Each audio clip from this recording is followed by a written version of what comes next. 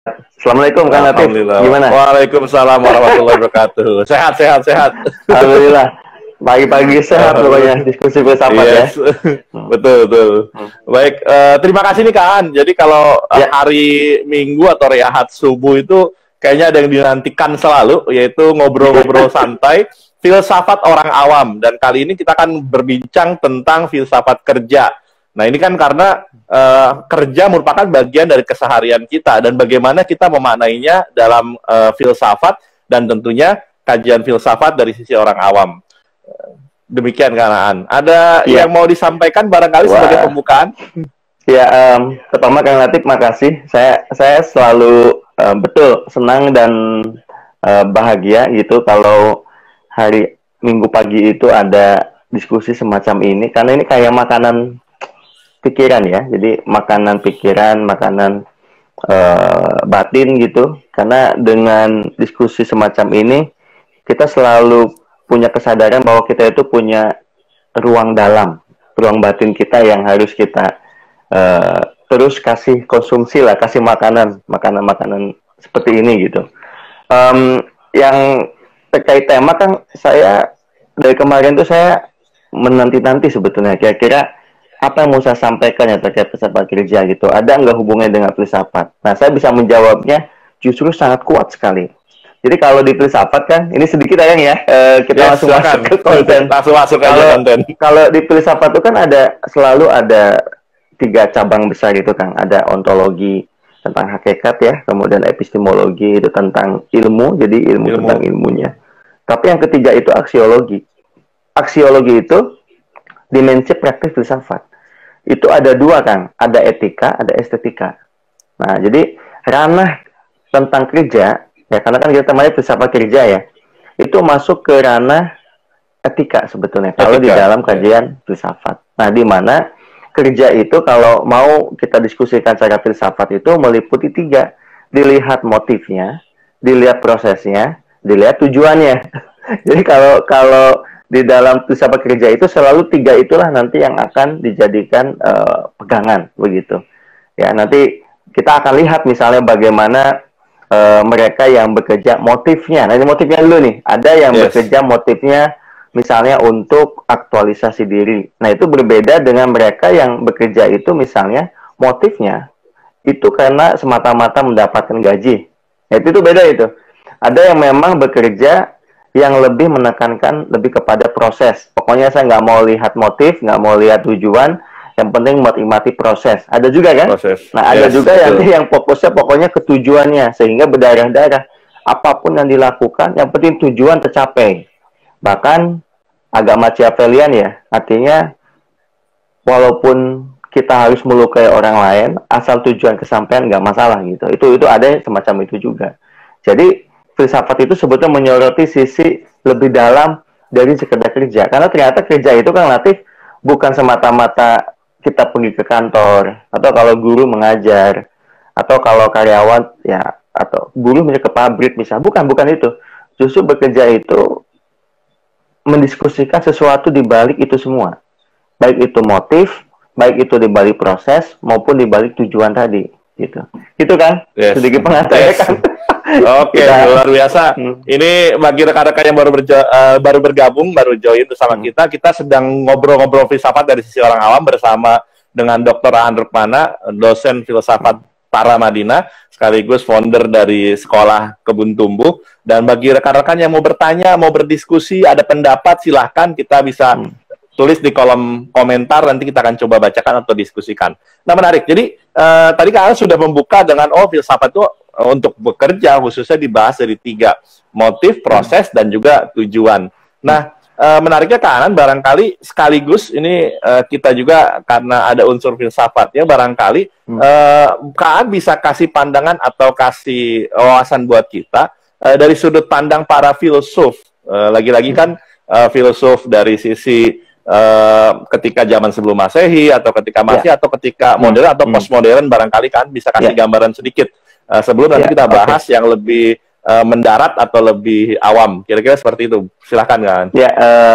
Makasih Kang Latif. Nah, memang kalau masuk ke dalam kajian filsafat secara sejarah ya, tentu kan dimulai jauh ya dari masa Yunani dulu gitu sampai masa sekarang. Dari mulai masa Socrates, Plato, Aristoteles, bahkan sebelumnya sampai sekarang. Nah, tetapi memang para filsuf yang muncul pada masa-masa Yunani pada saat itu lebih banyak menekankan sisi universal dari manusianya. Misalnya contoh, kalau mengkaji manusia, yang diangkat adalah misalnya siapakah manusia. Itu yang diangkat, Kang. Yes. Makanya kenapa kemudian muncul definisi manusia adalah hewan rasional. Itu dari Aristoteles.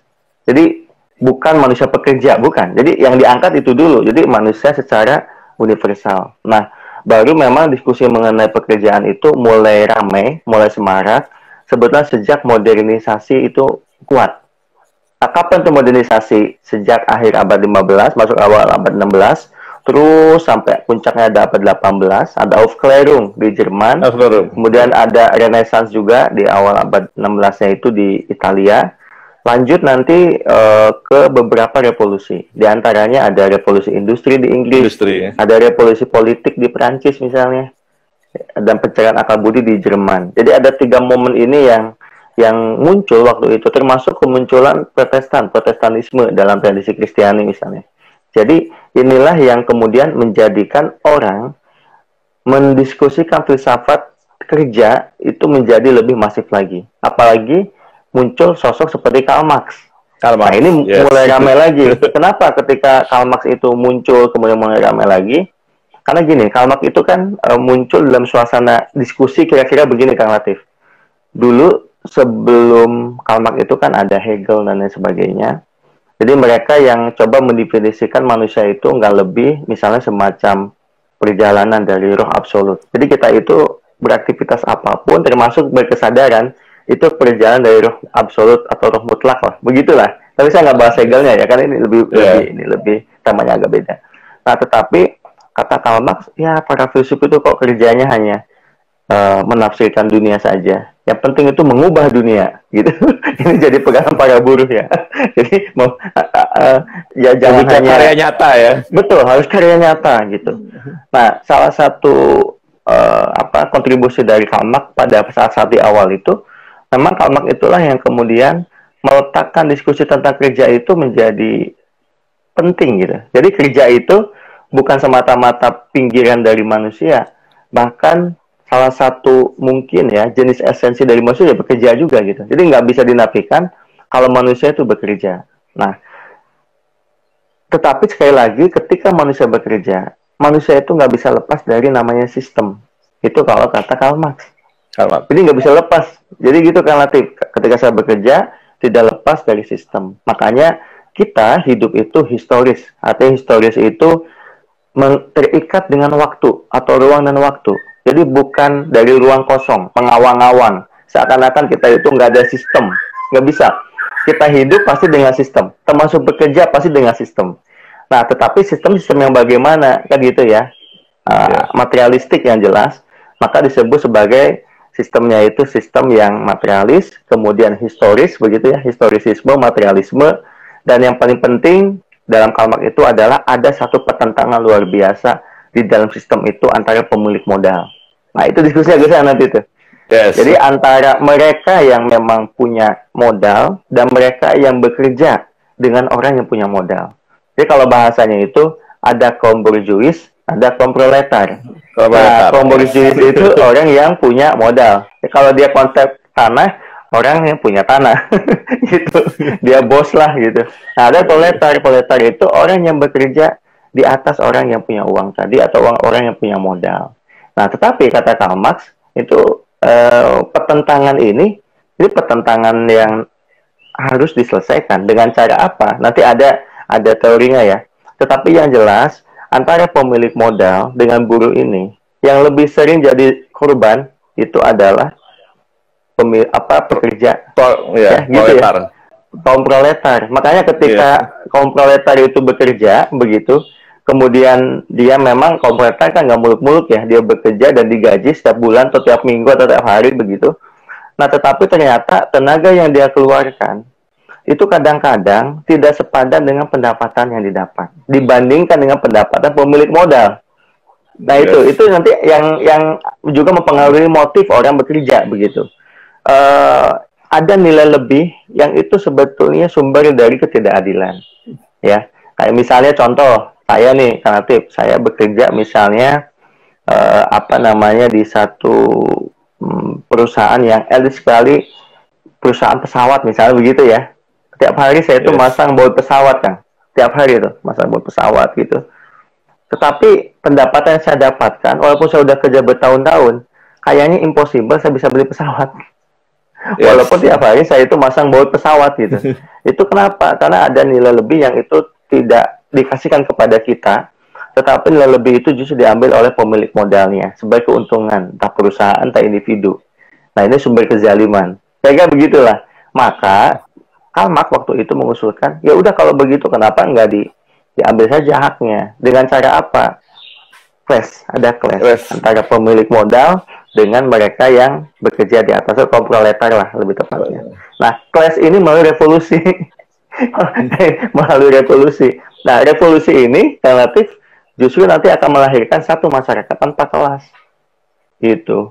Nah, kayak gitu. Nah, tetapi apakah materialisme ini begitu kuat atau pandangan Marxisme ini kuat di dunia pekerjaan? Sangat kuat. Jadi yang satu sisi ada kelompok seperti Karl Marx itu ya, yang memang bekerja itu nggak mungkin lepas dari sistem. Itu satu mazhab tuh kan. Nah, tetapi ternyata di kubu lain ada kelompok lain kayak Adam Smith misalnya. Ini kelompok-kelompok lain nih yang mengatakan bahwa manusia itu secara individu itu punya satu kekuatan, punya driving force dari dalam dirinya gitu. Jadi bekerja itu tidak harus berdasarkan sistem. Walaupun sistemnya amburadul sekalipun, kekuatan individu melampaui sistem. Kayak itulah menurut Adam Smith. Nah, yang pertama itulah yang melahirkan nanti Marxisme. Turunan itu banyak tuh. Ada sosialisme dan lain sebagainya. Leninisme bahkan ke sana ya. Ya, Leninisme. Nah, yang kedua kan, itulah yang melahirkan kapitalisme. Jadi kalau di diskusi dunia kerja, nanti tuh nggak jauh-jauh tuh kalau bisa bekerja tuh. Nanti antara kelompok yang percaya bahwa kita itu tidak mungkin lepas dari sistem, dengan kelompok yang percaya bahwa individu itu punya kekuatan. Kayak gitu kira-kira. Nah, ini sebetulnya bisa kita lihat yang Latif. Misalnya nih, kita luaskan ya. Sekarang konteks Amerika. Amerika itu memang didominasi oleh kapitalisme. Maksudnya apa? Di sana itu bahasanya gampang gini, kalau kamu kaya, kamu miskin, terserah kamu. Itu bukan karena sistem. Kita berdaya untuk mengubah nasib kita. Persis. Kita itu mau maju, mau tidak, tergantung kita. Jadi, individu itulah yang kemudian menentukan apakah kita menjadi kaya, menjadi pandai, atau bagaimanapun.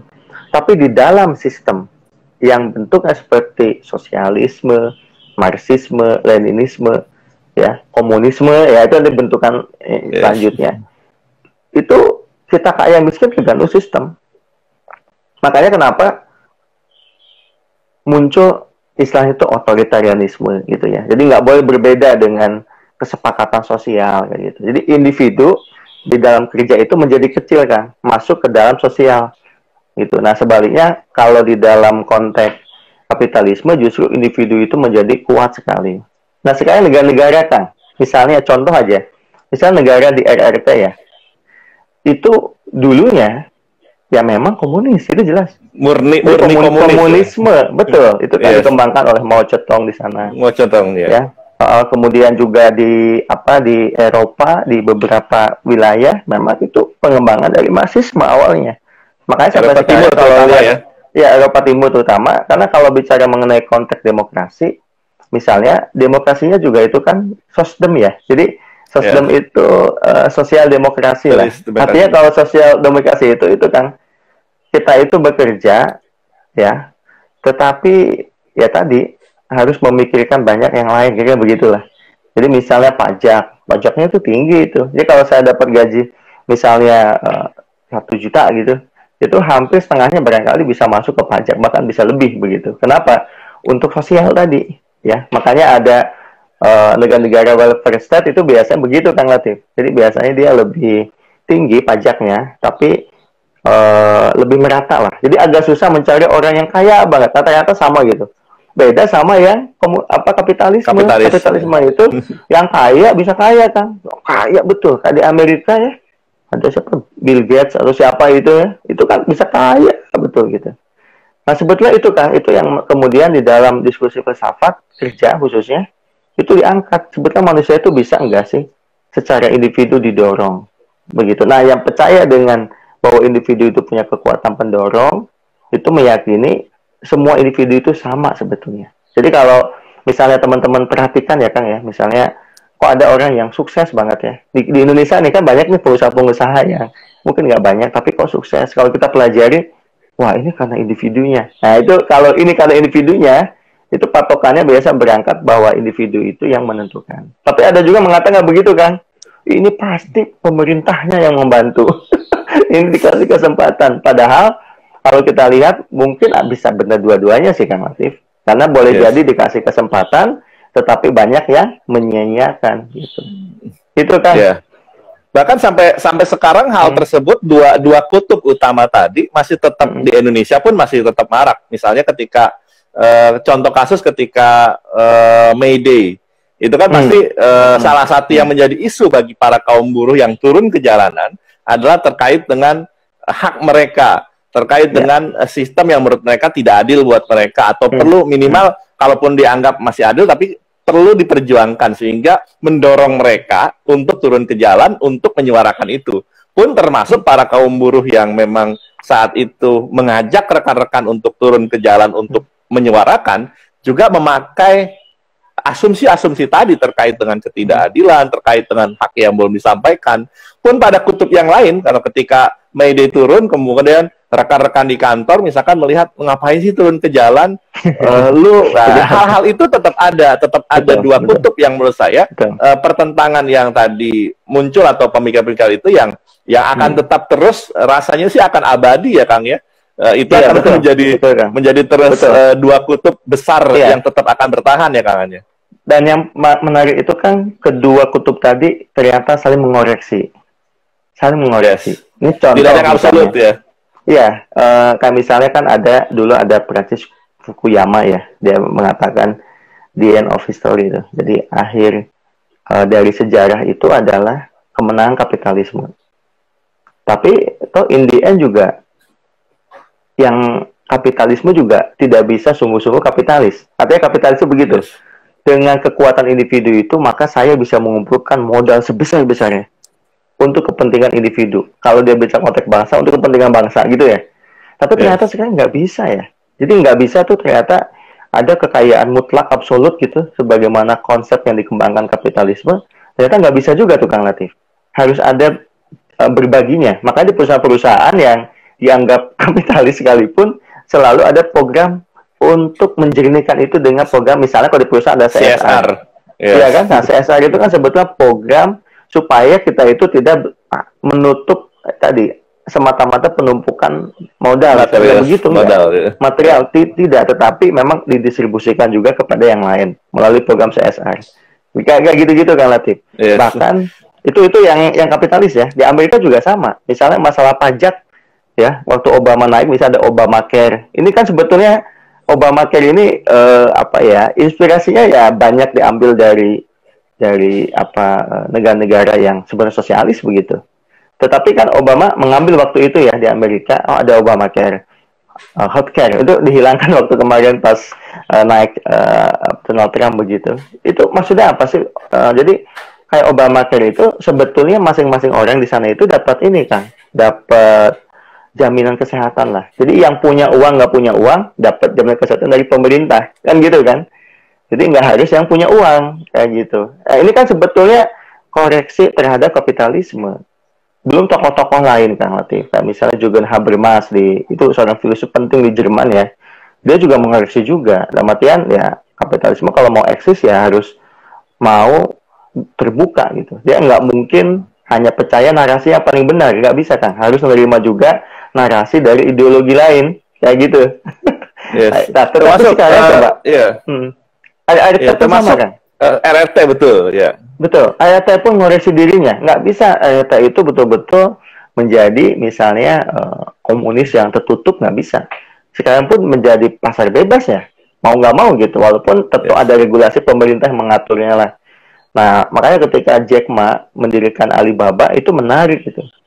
Jadi Jack Ma mendirikan Alibaba di negara yang komunis. Itu gimana bisa apa enggak gitu. Tapi kan akhirnya walaupun ya kadang-kadang tarik ulur, tapi kan seperti RRT juga mau nggak mau mulai terbuka pelan-pelan. Makanya kenapa RRT juga sekarang menjadi pesat ya kemajuannya gitu. Yes. Jadi kemajuan RRT itu jangan salah teman-teman. Justru itu juga disebabkan oleh tadi keterbukaan mereka juga di dalam menerima paham lain sebetulnya. Jadi agak susah kan membayangkan yang pure komunis atau pure sosialis atau pure kapitalis begitu. Itu agak susah sekarang. Yes. Ya betul, memang tetap akan ada dua kutub itu, tapi kutubnya pada akhirnya kan sebenarnya mereka kan awalnya sangat idealis. Artinya kalau kutub kiri tarik sangat ke kiri, kutub kanan sangat ke kanan. Pada akhirnya akan ada semacam penggabungan antara keduanya. Ya setuju, RRT dan tidak murni akhirnya sekarang diinginkan tidak murni komunis. Dengan adanya Jack Ma yang secara individu bisa berkembang itu dianggap walaupun ya tetap ada pengendalian. Konon ketika Jack Ma sempat hilang beberapa saat, konon itu bagian dari pengendalian. Ya setuju kan. Oke, itu kepada sistem ya. Tetapi barangkali kita akan coba masuk ke yang lebih individual kepada person kita sebagai seorang person. Saya mungkin mengawalnya dengan kata-kata dari Buya Hamka. Kalau kerja hanya sekedar kerja, kerbau di sawah pun kerja. Kalau hanya sekedar kerja mencari makan, mohon maaf, kera di hutan pun itu mencari makan. Lalu apa bedanya kerjanya kita dengan kerjanya mohon maaf hewan? Itu adalah dari pemaknaan. Nah, barangkali Kang bisa kasih pandangan-pandangan terkait dengan filosofi kerja seperti apa dan bagaimana kita lagi-lagi mencapai kebijaksanaan dengan bekerja. Karena filsafat kan adalah cinta pada kebijaksanaan. Iya, ini menarik. Saya akan kutip Max Weber ya. Nah, ini baru masuk ke filsafat nih. Jadi Max Weber untuk individu. Max Weber itu dikenal karena beliau yang menuliskan buku mengenai etika protestanisme. Jadi etika protestanisme itu kira-kira dia dalam konteks Amerika ya. Kenapa Amerika itu maju, Kang Latif? Sebetulnya bukan semata-mata karena negaranya besar, bukan. Tapi karena individu-individunya yang mendukung kemajuan itu. Jadi motif individu itu kuat, Kang. Dan etika protestanisme ini adalah etika yang mendukung seorang individu ya, karena Max Weber analisanya kepada orang-orang Protestan waktu itu yang memang mendorong seseorang untuk bekerja karena panggilan. Jadi bekerja karena calling. Ada konsepnya Weber itu tentang calling, tentang panggilan. Kenapa misalnya orang di beberapa negara misalnya itu maju, kayak Amerika kenapa maju? Itu karena secara individu ada panggilan. Jadi bekerja itu sudah bukan lagi semata-mata masalah keuangan ansih misalnya. Tetapi ada motif yang lebih daripada itu. Masalah akhirat lah kalau bahasa kitanya. Ada urusan surga yang ditarik ke dunia ini. Jadi bahasanya gini, kalau engkau mau nanti dapat surga, yang engkau mesti sukses hidupnya. Maka mau nggak mau, kita mesti berani untuk hidup hemat, mesti berani untuk bekerja keras, dan lain sebagainya. Kayak gitu. Dan ternyata pandangan dari Weber ini, itu ternyata disepakati oleh beberapa Kang Latif. Ya, ini sebagai contoh saja ya, sebagai contoh misalnya. Ada penelitian ini bagus sekali, ini oleh namanya Lauren Harrison dan Samuel Huntington. Itu nulis buku Kang, judulnya itu Culture Matters. Jadi Culture Matters ini buku yang penting sekali karena melakukan penelitian kemajuan suatu bangsa, Kang. Waktu itu ada beberapa bangsa yang diteliti, di antaranya dua negara besar, Kang, yaitu waktu itu Korea Selatan, ya kan, dan satu negara di Afrika lah, saya lupa negaranya. Jadi ada penelitian. Jadi tahun 60, Kang, penelitian yang dilakukan oleh Lauren Harrison dan Huntington ini terhadap Korea Selatan dan Afrika waktu itu posisi ekonominya sama, Kang Latif. Jadi posisi ekonominya, pendapatan per kapitanya itu sama, ya. Tetapi tahun 90 ternyata Korea Selatan itu jauh lebih tinggi daripada Afrika terkait pendapatan ekonominya, kemajuan dan kesejahteraannya. Setelah diteliti, penyebabnya apa? Individu-individunya penyebabnya. Karena ternyata orang-orang Korea itu kan punya kekuatan mereka untuk menabung. Jadi menabung, hidup hemat. Sedangkan di Afrika itu Ketika orang dapat gaji kan, itu lebih seneng untuk pesta. Weh, gaji nih, gitu kan, bagi-bagi. Wah, saya bekerja nih, udah dapat uang, bagi-bagi. Dihabiskan. Nggak ada prinsip menabung, dan itu kan masuknya ke individu, Kang, ya. Individu. Nah, gitu kan, Yes. individu. Nah, jadi menurut Huntington, bahwa kemajuan ekonomi pun sangat kaitannya dengan kemajuan budaya orang tersebut. Nah, budaya itu apa sih, Kang? Budaya itu adalah collective behaviors, perilaku kolektif yang merupakan kumpulan dari perilaku individu. Jadi kalau misalnya perilaku individunya itu hidup hemat, itu maju. Gitu. Contoh misalnya nih, kayak Singapura lah, nggak jauh-jauh. Singapura itu memang betul, sistemnya itu kuat sekali ya. Lee Kuan Yew waktu itu. Tapi jangan salah Kang Latif, di balik kekuatan sistem yang dikembangkan di Singapura, itu ada ideologi di belakangnya. Ini individu nih, kaitan dengan individu. Yes. Apa itu? Kaitannya dengan Konfusianisme. Jadi Konfusianisme itu, kalau teman-teman baca bukunya, karena Konfusianisme itu, ada buku yang itu diajarkan di sekolah-sekolah Tionghoa, termasuk Kang Latif, itu judulnya itu bukunya ada Ti Che Kue. Buku judulnya itu ya. Ti Che Kue itu kan itu buku ajaran moral orang-orang Tionghoa. Jadi kalau orang-orang Tionghoa kenapa misalnya di Indonesia aja lebih maju, karena mengamalkan itu, Kang Latif. Apa yang diamalkan di bukunya Ti Che Kue itu? Di antaranya misalnya, jangan pernah kita membuang walaupun itu hanya sebiji beras. Jadi nggak boleh tuh. Makanya jadi kesannya kok pelit. Sebenarnya bukan pelit, itu hidup hemat. Gitu. Itu contoh. Ini kan kaitan dengan individu, Kang Latif ya. Jadi ya seperti itu, Kang Latif. Jadi kalau bicara dalam konteks individu, tergantung kita nanti mau seperti apa. Nah, kalau dalam Islam, Kang, gimana? Ini para filsuf muslim bicara nggak? Tentu bicara. Di sana ada namanya Ibnu Khaldun. Ya, Ibnu Khaldun juga membahas mengenai kerja, ya, mengenai pengaruh kesukuan terhadap etos kerja seseorang begitu. Kemudian juga ada Ibn Miskawayh ya, itu yang Tahzibul Akhlak juga bicara tentang itu, tentang motif bekerja itu ya harus kebahagiaan. Kenapa kita bekerja ya harus didorong oleh kebahagiaan, kayak gitu-gitu kan. Jadi masing-masing tuh memang ada argumentasinya. Tapi kalau mau ditarik ya nggak jauh-jauh tuh, sistem individu. Nanti individu itu didorong motif apa gitu. Gitu kan? Yes. Setuju. Artinya walaupun kita bicara tentang individu, pasti ada latar belakang individu yang latar belakang mendorongi individu itu bergerak ketika pemaknaan kerja. Termasuk mungkin kalau saya tarik ke bekerja secara motivasi, barangkali juga banyak orang yang ketika turun motivasi bekerjanya, itu juga dorongan dari dirinya, motif dan juga tujuannya barangkali belum terlalu kuat atau tidak terlalu kuat ketimbang tekanan yang muncul ada sehingga akhirnya muncul stres. Nah, hal itu kan melihat stres kerja dalam kondisi kajian filsafat itu seperti apa? Penyebabnya atau hal apa yang bisa kita lakukan. Nah, kan kita bicara tentang aksiologi, bagaimana nih cara menghadapi stres ketika bekerja dari sudut pandang filsafat supaya kita ini ada hal yang bisa kita ambil dari obrolan kita ini, Kang. Betul. Iya, kalau stres itu memang tak terhindarkan, Kang Latif. Akan selalu ada. Bahkan seorang profesor pun bisa stres itu. Itu bukan hal untuk dihindari. Tetapi stres itu adalah hal yang harus dikelola. Sama dengan konflik. Konflik itu bukan untuk dihindari. Kita nggak bisa menghindari konflik. Karena kalau menghindari konflik itu jadi pasif kitanya. Makanya banyak orang mungkin Kang menjadi males itu diantaranya karena nggak mau stres kan. Padahal males. Padahal males itu sendiri sumber stres nantinya kan gitu ya.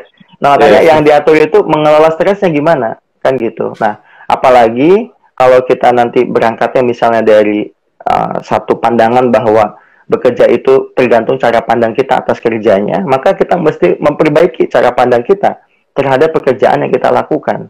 Contoh misalnya Kang Latif, kalau saya bekerja semata-mata hanya untuk kepentingan saya mengumpulkan uang sebanyak-banyaknya, itu ternyata kapitalisme aja ya, dalam konteks lebih besar Kang, itu merevisi diri.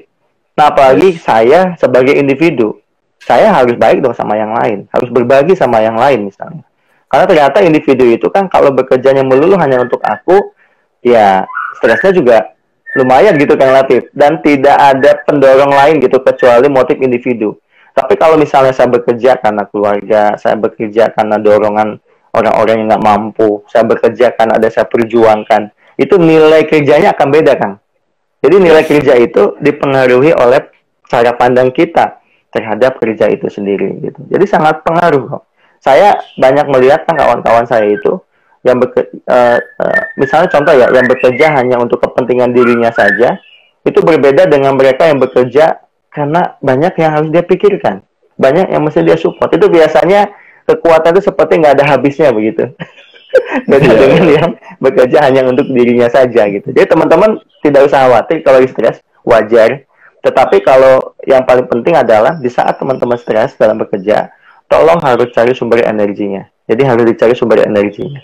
Kalau tidak ketemu di diriku, maka coba cari ke yang lain, sumber energi itu. Karena penting ini, mengasaskan diri kita kepada sumber energi yang tak terbatas. Nah, itu penting itu. Saya pribadi, Kang Latif, biasanya kalau, mungkin teman-teman suka nanya, Kang Aan, kenapa sih kok kayak nggak ada capeknya bekerja? Saya bilang, oh ada, saya kadang capek juga gitu. Jangan dipikir saya juga nggak capek gitu, Kang. Saya capek kadang-kadang, tapi yang selalu membuat saya kemudian terdorong untuk terus bekerja adalah misalnya ketika saya mengingat ayah saya yang sudah tidak ada, gitu. Ketika saya ingat ibu saya yang makin sepuh, itu mendorong, kan? Mendorong apa? Mendorong, oh iya ya, hidup ini sebetulnya ada ujungnya gitu. Maka sayang kalau saya sia-siakan mengisi waktu saya dengan yang tidak berguna misalnya. Kayak gitu, kan. Jadi itu motif individu juga menjadi penting gitu. Saya nggak tahu ya, Kang Latif juga mungkin sama lah, punya dorongan-dorongan semacam itu kan. Kalau saya menyebutnya, kalau untuk orang yang butuh sesuatu itu sebenarnya kita harus punya hot button atau hotspot dalam diri kita. Hotspot itu adalah ketika kita sedang lemah, sedang aduh nih stres gitu ya. Hot button kita pencet, atau hot button itu kita aktifkan kembali. Kita mengingat kira-kira untuk apa kita bekerja, hal apa yang mau kita perjuangkan, sehingga tekanan yang muncul itu kita bisa lawan dengan tekanan dari dalam diri kita untuk bisa menghalau itu. Sehingga ketika itu kita pikirkan, tadi kan Kang Aan, hot buttonnya adalah ketika mengingat ayah Kang Aan, betapa perjuangannya sampai saat ini. Kalau saya menyanyiakan hidup saya dan bekerja saya hanya dengan menyesali, maka saya telah berbuat sesuatu yang tidak sesuai dengan harapan ayah, dan hal itu akan menjadi sangat luar biasa. Sehingga ada juga banyak orang yang saya intinya ingin supaya anak saya tidak terlantar, supaya bisa sekolah. Akhirnya itu yang membangkitkan dia untuk tetap membakar energinya. Nah, tungku energi yang tidak bisa hilang itu, nilai intrinsik diri itu akan menjadi hal yang sangat kuat. Nah, intrinsik dalam diri itu yang sangat kuat. Itu sebenarnya ada salah satu buku namanya Drive. Drive itu sangat mendorong, namanya ada motivasi 3.0. Motivasi 3.0 itu, kalau 1.0 motivasi yang muncul kalau ada dorongan dari luar. Itu yang sangat klasik. Yang sangat klasik itu ya, contoh, kalau saya ada gaji ya saya bekerja, nggak ada gaji ya saya nggak bekerja. Kalau ada bonus saya bekerja keras, kalau tidak ada bonus ya ngapain saya bekerja keras. Artinya mendapatkan sesuatu dari dorongan dari luar yang sangat materialistik. Kalau yang 2.0 adalah terkait dengan dorongan, ya ada dari luarnya, tapi dorongan dari dalam diri ada, tapi sangat sedikit.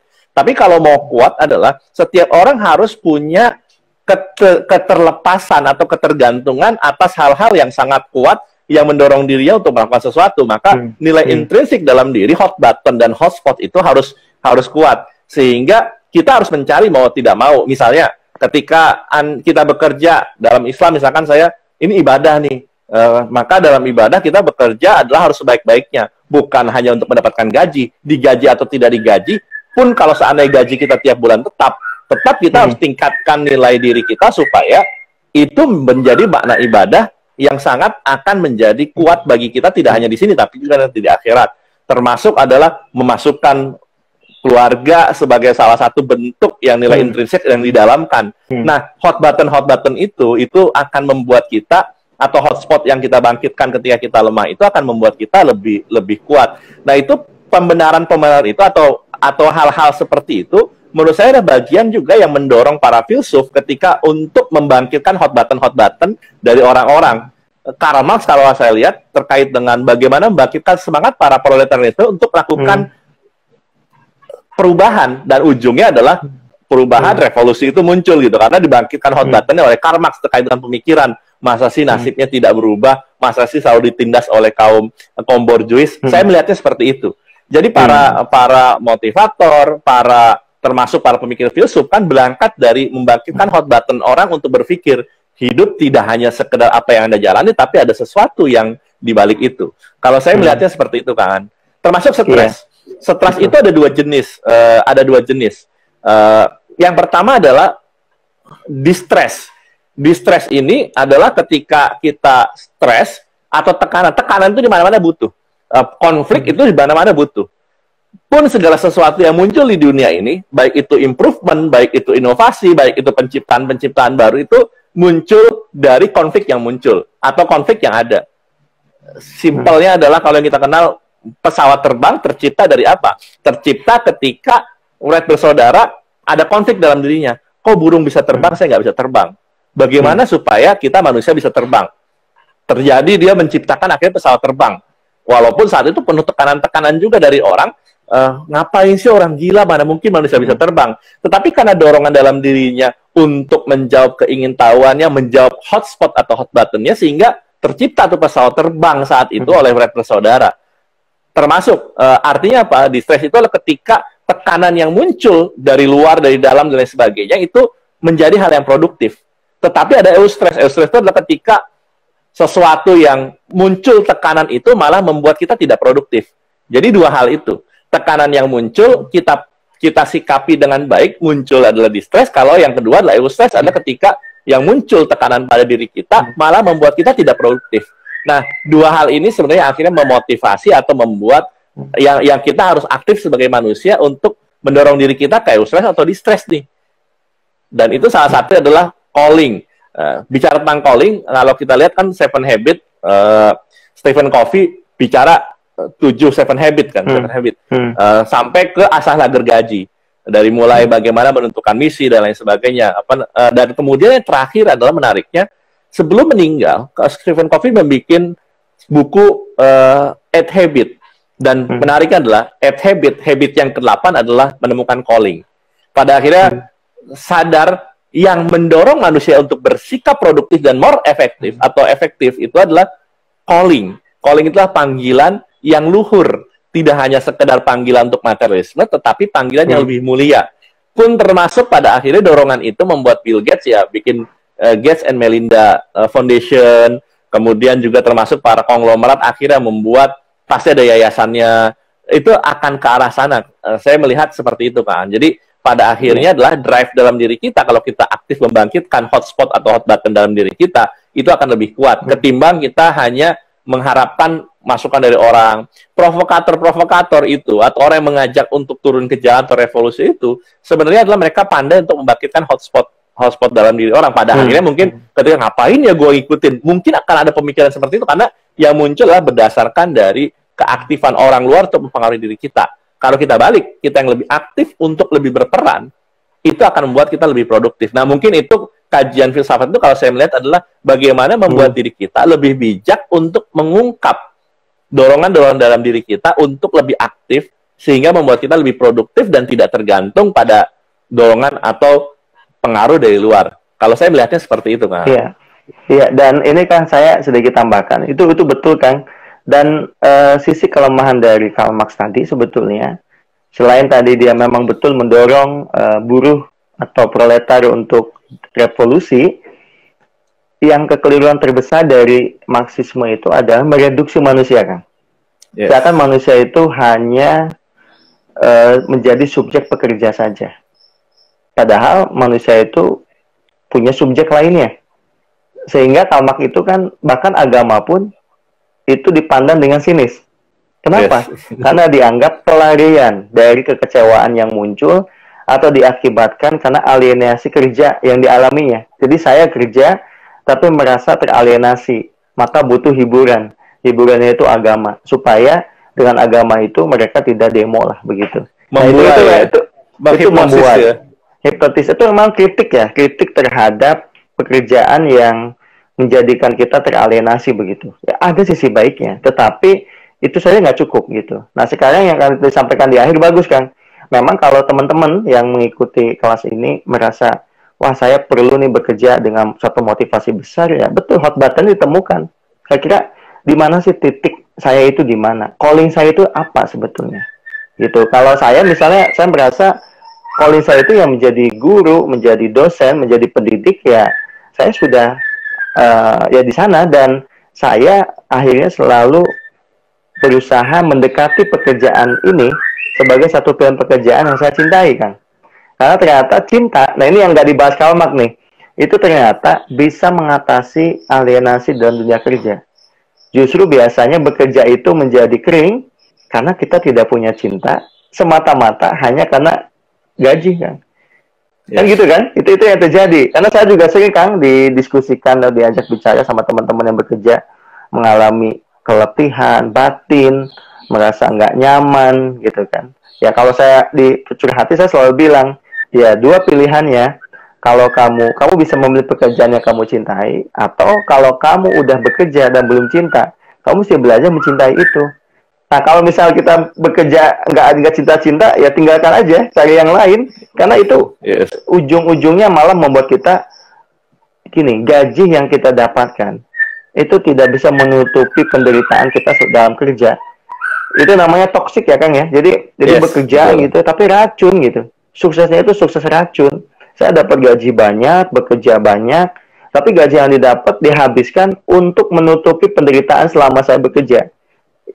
Ya gimana kalau kita bicara begitu, kan gitu kan? Artinya bukannya tadi yang Kang Lati bilang menjadi bijaksana kita, malah semakin turun gitu. Itu sama kalau kata Bu Hamka tadi, betul itu. Ya apa beda dengan hewan kalau kita hanya seperti itu, kan gitu. Yes, betul. Itulah yang akhirnya kita tidak lepas dari istilahnya itu namanya pernah kita bahas tuh hedonic treadmill itu, kan ya. Jadi kita seakan-akan berlari, pada dasarnya kita hanya berlari di tempat. Kenapa? Karena kita mengejar sesuatu yang fana, menjadikan sesuatu istilahnya kaitannya atau bandulnya itu terlalu kecil untuk bisa menjawab seluruh apa yang sudah kita effort kita keluarkan. Sehingga kalau saya selalu bilang, kalau kita hanya bekerja untuk mengharapkan gaji setiap bulannya, gaji Anda mungkin 20 koma atau 15 koma. Kalau saya 15 koma gaji saya, tanggal 15 mungkin sudah koma gitu. Akhirnya gitu, kita berpikir, kalau tanggal 15 gue udah koma gitu, 15 koma, 20 koma, tanggal 20 udah koma. Sehingga akhirnya kalau kita menilai segala sesuatu berdasarkan hal itu, yang terjadi adalah apa? Kita tidak akan pernah merasa puas. Dan survei membuktikan terkait dengan kepuasan bekerja, kemudian kenapa orang bertahan pada sebuah pekerjaan, dan apa yang membuat orang happy dalam pekerjaan, ternyata survei membuktikan bukan hanya gaji, dan gaji itu nilai yang kesekian. Ternyata apa? Hubungan yang positif antara bawahan dengan atasan, hubungan yang positif atau hubungan yang menyenangkan antara sesama rekan kerja, termasuk adalah bagaimana pekerjaan tersebut memberikan kita masukan dan inputan yang positif, sehingga akhirnya bekerja itu menjadi sebuah hal yang kita nikmati. Nah, kalau kemampuan kita untuk menikmati itu pada akhirnya akan membuat kita tidak produktif. Maka sesungguhnya adalah produktivitas, kan kalau kita dorong terhadap pekerjaan itu namanya engagement. Ada istilah yang diukur tuh bukan level produktivitas tapi level engagement.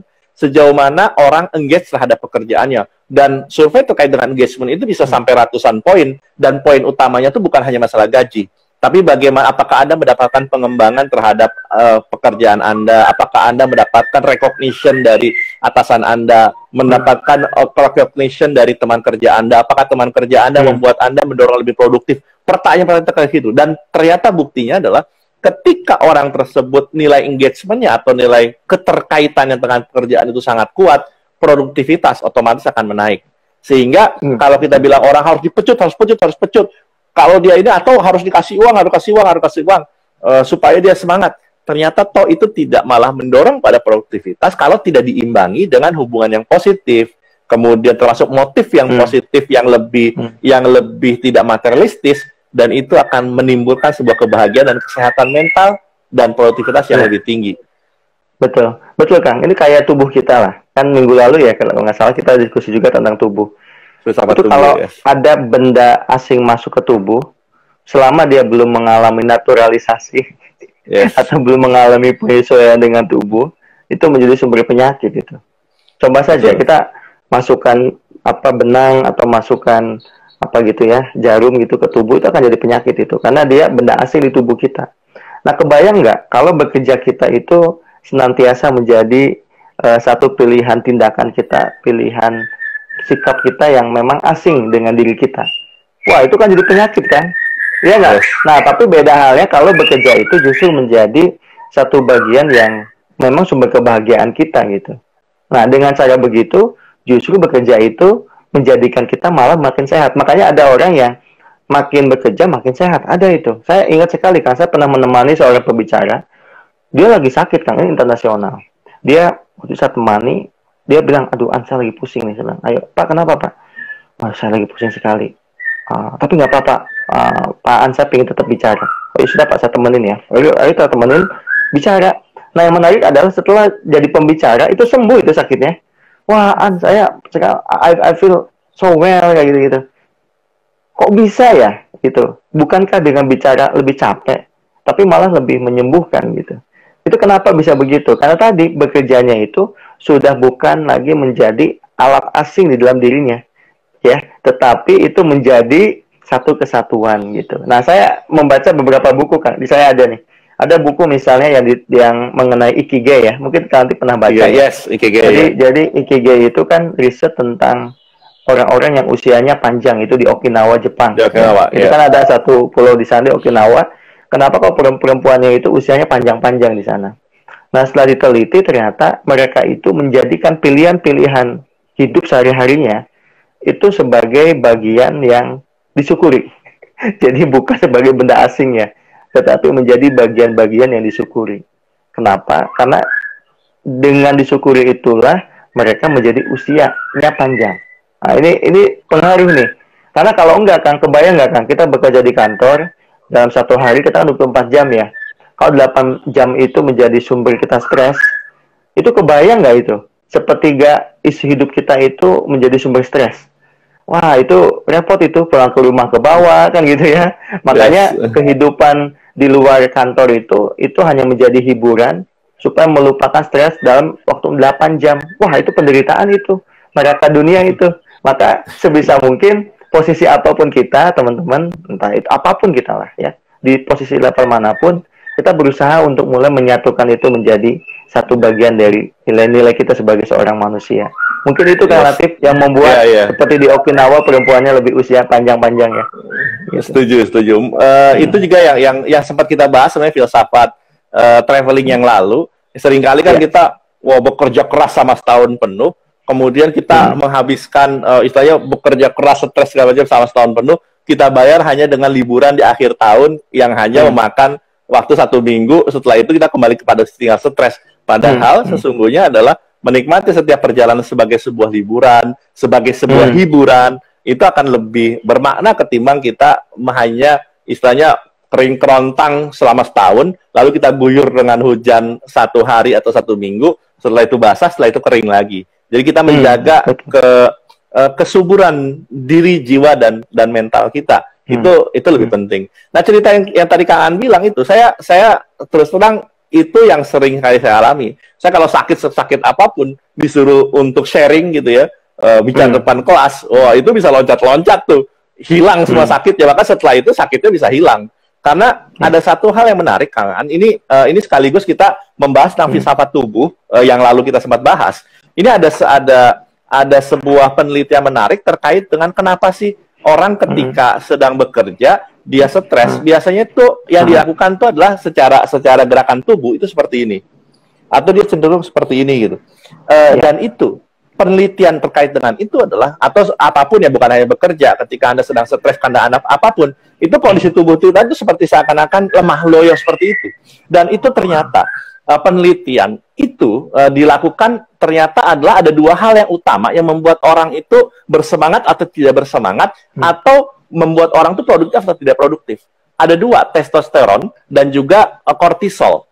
Dan ketika kita sedang lemah dan stres, itu kortisolnya naik tinggi, kemudian testosteronnya itu turun lumayan drastis, sehingga itu mendorong orang akan seperti ini gitu.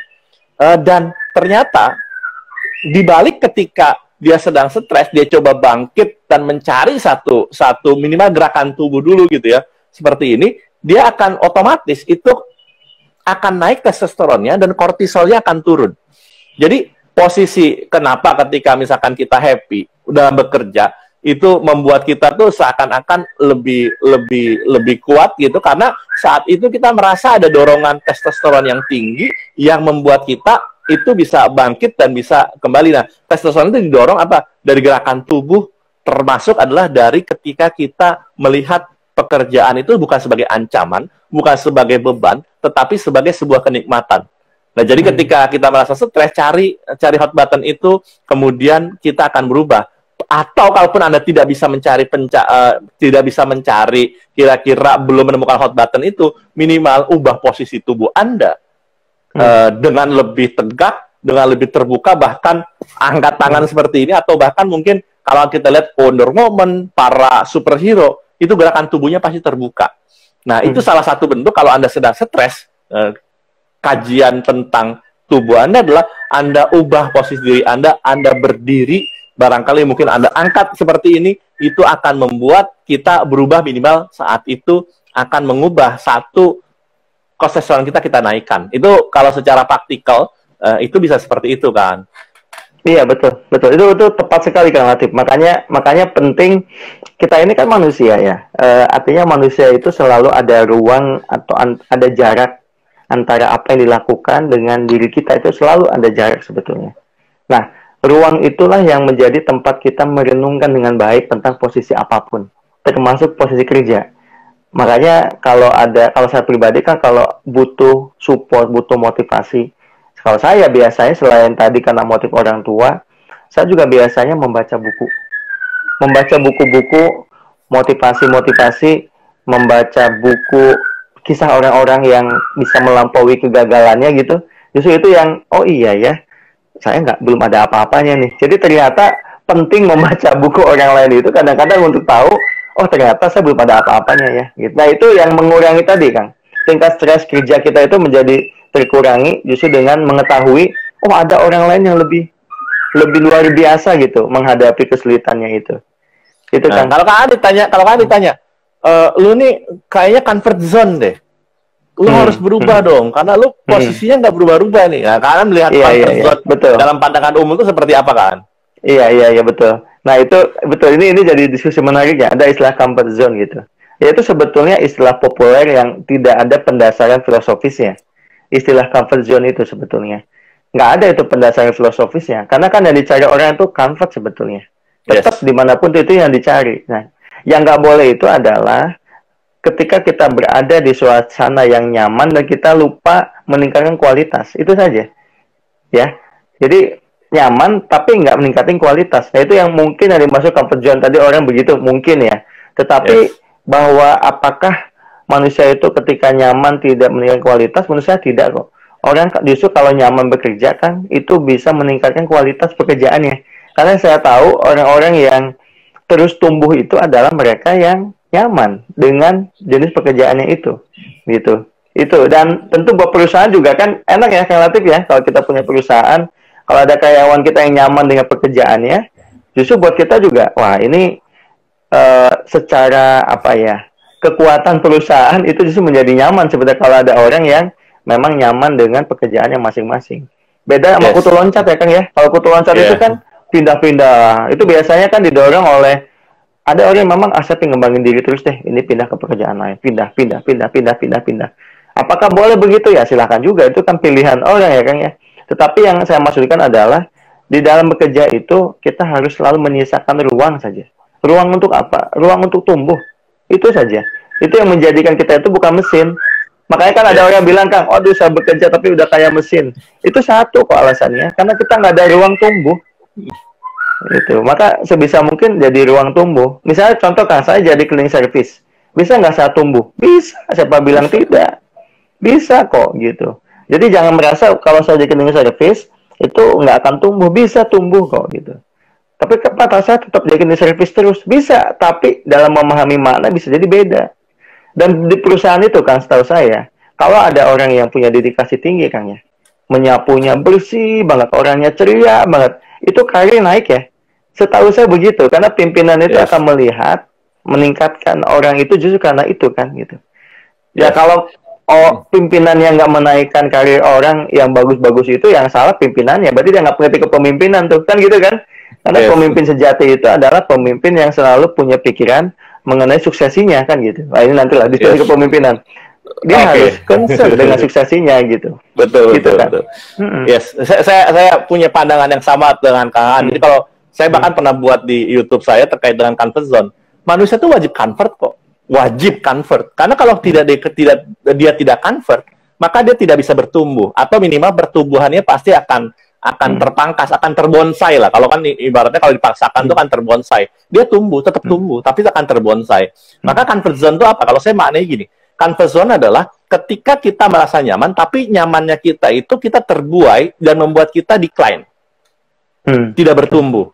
Nah, kita bertambah usia, kita bertambah waktu, tetapi kita merasa menikmati, tapi kita toh tanpa sadar kita itu sebenarnya membunuh diri kita. Ibaratnya kita naik perahu, kita tidak sadar tuh di ujung itu ada jurang yang akan menjatuhkan kita. Tetapi ketika nyaman adalah comfort zone adalah ketika kita merasa nyaman, tetapi nyaman kita itu sebenarnya adalah tetap bertumbuh dan kita bertumbuh dengan kenyamanan kita. Dan itu saya melihat itu adalah comfort zone yang positif. Artinya apa? Memang harus berada dalam comfort zone, tapi comfort zone yang positif. Dan itu malah akan mendorong kita pada produktivitas.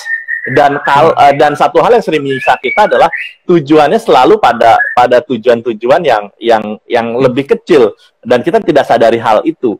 Dan itu rasanya yang perlu kita cari adalah the big why kita bekerja itu apa. Kalau kita sudah temukan the big why, the grand why itu, maka bekerja itu lagi-lagi tidak akan menyiksa kita. Bekerja itu akan menjadi sebuah hal yang kita nikmati dan membuat kita menikmati dan nyaman dalam kondisi bertumbuh. Sehingga kalau saya ditanya, saya pernah ada yang bertanya pada saya, Kang Latif, apa yang membuat Kang Latif tetap bertahan selama 16 tahun di perusahaan? Saya bilang, yang membuat saya bertahan adalah pertama, pekerjaan itu masih memberikan saya nafkah. Nafkah itu kan bukan mencari, saya bekerja kaya di sebuah pekerjaan. Kalau saya kaya, pasti akan banyak tawaran yang lebih banyak. Saya 2 tahun lalu saya ditawari gaji 60 juta gitu. Dia bilang, Anda kurang gaji. Kita tawarin 60 juta loh. Masih kurang, Pak. Saya bilang bukan masalah itu. Gitu. Karena masalah yang kedua adalah, apakah perusahaan tersebut memberikan kesempatan saya untuk tetap bertumbuh. Saya masih berikan kesempatan untuk misalkan kuliah walaupun dengan uang sendiri. Kemudian tetap diberikan kesempatan untuk ikut pelatihan. Tetap diberikan kesempatan untuk bisa mengembangkan diri saya. Dan yang ketiga adalah perusahaan tersebut atau tempat saya bekerja itu masih bisa memberikan saya ruang untuk saya berkontribusi sosial. Kalau 3 hal itu hilang, maka saya akan resign dari perusahaan itu. Jadi apa yang membuat saya tetap bertahan adalah saya masih nafkah yang cukup. Cukup itu adalah kita tidak berlebihan atau tidak bermewah-mewahan. Yang kedua tadi, perusahaan atau pekerjaan itu masih memberikan saya ruang untuk saya bertumbuh. Yang ketiga adalah berkontribusi sosial. Kalau saja ada yang hilang dari sini, mungkin saya akan atau akan keluar dari perusahaan itu. Jadi ketika saya misalkan dilarang untuk misalkan sharing kepada orang lain, maka bisa jadi saya akan mencari tempat untuk saya bisa men-sharing pada orang lain. Rasanya sih itu kan. Sehingga dulu saya pernah dibilang bodoh oleh teman saya. Saya ketika itu setahun saya bekerja, saya tawarin naik pangkat saat itu. Saya tolak, saya bilang. Saya bilang, alasannya bikin orang bodoh. Wah, lu naik sekian level kok ditolak gitu. Saya bilang satu alasannya, karena saya akan dipindahkan sebuah tempat, levelnya saya naik, tetapi saat itu saya sudah punya rencana saya mau kuliah lagi. Kalau saya pindah ke sana, kesempatan saya untuk berkuliah lagi walaupun dengan uang sendiri itu akan berkurang karena saya kuliah Sabtu Minggu saat di sana. Dan saya bilang, lu bodoh, lu untuk mencapai itu ambil dulu dan lain sebagainya. Saya bilang enggak. Toh pada akhirnya saya juga bisa mencapai posisi yang pernah saya ditawarkan, yang pernah saya tolak itu. Artinya apa? Segala sesuatu itu lagi-lagi dorongannya apa? Dan saya happy ketimbang saya tidak bahagia karena memaksakan diri saya untuk mengejar sesuatu yang tidak esensial atau tidak grand why. Dan itu menurut saya akan membuat kita pada akhirnya menyesali karena mengambil keputusan yang akan menyiksa kita pada ujungnya. Apa yang menyiksa? Ketika kita tidak bisa bertumbuh pada akhirnya. Iya, betul. Saya jadi ingat bukunya Simon Sinek itu, Kang Latif, yang Why. Simon Sinek, Why. Simon Sinek itu, Gen Y itu memang betul itu bicara mengenai alasan kenapanya itu penting. Dan itu juga kalau kita lagi demotivasi itu kan kita mesti kembali mempertanyakan why-nya itu gitu. Why. Karena mengetahui alasan why itu kenapa saya bekerja ya. Nah, itu mulai muncul lagi semangat baru lah gitu. Dan menurut saya ya manusia itu kan sekali lagi harus ada ruang tadi ya, dimana dengan ruang kosong tadi kita bisa bertanya why, bisa tumbuh terus dan tidak merasa udah selesai. Karena kalau kita merasa udah selesai, apa bedanya kita dengan benda-benda? Karena benda-benda itu eksistensinya udah selesai kan. Sedangkan kita itu adalah zat, sosok, substansi yang terus mengada. Mengada itu berproses terus. Begitupun dengan pekerjaan. Jadi pekerjaan itu kan dua kan ya, bisa keluar atau ke dalam. Jadi kalau kita pengembangannya nggak keluar, ya pengembangannya ke dalam. Jadi manusia itu kan selalu begitu kan. Bisa aja karirnya itu aja Kang. Kayak saya nih, kalau dilihat saya ini kan dosen. Dari dulu Kang, dari tahun 2006 saya dosen. Sampai tahun 2021. Makanya saya di kampus suka ketawa itu. Usia masih muda, tapi termasuk dosen senior. Karena tadi mungkin, karena lama, saya berapa 16 tahunan saya mengabdi gitu jadi dosen. Itu lama itu, 16 tahun itu Kang Latif. Jadi bukan waktu yang sebentar. Nah, tetapi yang penting adalah dalam waktu 16 tahun sebagai dosen itu saya bukan keluar saja gitu. Bahkan mungkin lebih banyak ke dalam. Kayak misalnya materi-materi pengembangan, nggak berhenti tuh Kang, terus dikembangkan. Diskusi filsafat yang mungkin umumnya terlalu teoritis, saya coba pahami dengan lebih praktis lagi. Saya coba mulai mempelajari ilmu-ilmu lain, Kang Latif. Mulai belajar ilmu manajemen, saya juga mulai belajar ilmu-ilmu yang lainnya begitu. Kenapa? Karena saya merasa justru sudah selesai untuk studi filsafat tadi, tetapi nggak boleh berhenti kan, Kang. Kita mesti belajar terus gitu. Gitu, Kang Latif. Dan saya insya Allah lagi mau ngambil S2 juga, Kang. Mau ngambil S2 ini, manajemen saya. saya ketawa. Saya punya pikiran yang sama. Saya mau ngambil kuliah lagi, kuliah psikologi. S2 atau S3 ya saya. Kita kan udah S3 kan, S3. Saya komunikasi, S3 saya komunikasi. Saya malah berpikir saya mau ngambil psikologi gitu, kuliah psikologi. Sama pikiran sama John. Iya, karena rasanya ya belajar harus terus lah gitu. Belajar harus terus dan ada kesempatan juga, why not gitu untuk kita belajar terus kan gitu. Gitu sih kan? Betul. Jadi intinya adalah bekerja bukan hanya bekerja. Kalau hanya sekedar bekerja, kerbau di sawah pun bekerja, kerak pun kalau hanya kerja untuk mencari makan, kerak di hutan pun bekerja untuk mencari makan. Tetapi bedanya kita manusia adalah, yuk kita berpikir untuk apa kita bekerja dan ada hal apa yang bisa kita kontribusikan yang positif, yang lebih besar untuk pekerjaan kita. Itu adalah closing statement dari saya. Kak, ada closing statement barangkali? Ya, dari saya, satu, kita harus mampu menyatukan sebetulnya sekali lagi, pekerjaan itu masuk ke dalam diri kita. Jadi jangan dibiarkan pekerjaan itu menjadi benda asing. Kenapa? Karena apapun, kalau dia masih menjadi benda asing, akan jadi sumber penyakit.